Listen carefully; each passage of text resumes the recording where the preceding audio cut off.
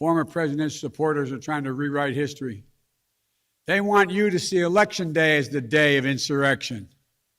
And the riot that took place here on January 6th as a true expression of the will of the people. Rather than moving on from last year's disgraceful riot at the Capitol, it wasn't an insurrection, the Democratic Party is using the anniversary as an opportunity to push its voting rights agenda. The election subversion efforts we're seeing all across the country today are a direct continuation of January 6th and the big lie. The big lie is the phrase coined by Democrats to describe Donald Trump's refusal to accept last year's legitimate election result. Stop the steal! Stop the steal! Well, there's been a lot of talk about big lies. Well, the big lie on the other side is that state legislatures controlled by Republicans are busily at work trying to make it difficult for people to vote. Nancy Pelosi's For the People Act, or H.R. 1, is in fact a federal takeover of all 50 states' voting rules, one that would further sow distrust in election integrity.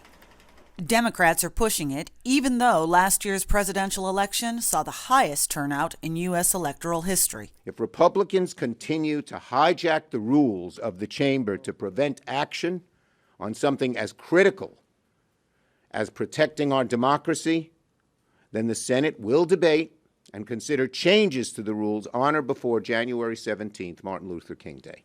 And we anticipate, based on what the majority leader said, he's going to try to break the Senate, break the legislative filibuster, to make some kind of narrow exception. There is no such thing as a narrow exception. Once again, moderates like Joe Manchin and Kyrsten Sinema are being pushed to kill the filibuster. Anytime there's a carve-out, you eat the whole turkey. There's nothing left because it comes back and forth. The need for us to protect democracy as we know it, and the Senate as it has operated for 232 years, are extremely, extremely high bars that we must be very careful if we're willing to cross those. Manchin's right. And let's not forget that this is the position most Democrats held when they were in the minority. They want to make this country into a banana republic, where if you don't get your way, you change the rules. Republicans have been quick to point out the double standard. I pray God when the Democrats take back control, we don't make the kind of naked power grab you are doing. I urge all of us to think not just about winning every debate, but about protecting free and democratic debate.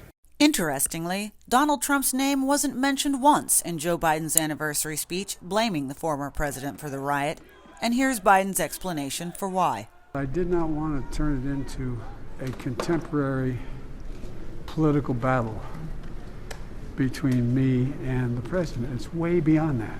Way beyond might be a better description of the Democratic Party's obsession with Mr. Trump, which seems to be the only issue they have to run on at the moment. And while the former president canceled his January 6th news conference, he couldn't resist issuing a statement going after Democrats. We will protect the cornerstone of our democracy, the right to every eligible citizen to cast a vote that counts. Even by today's standards, using last year's riot at the Capitol to advance a political agenda is a low blow.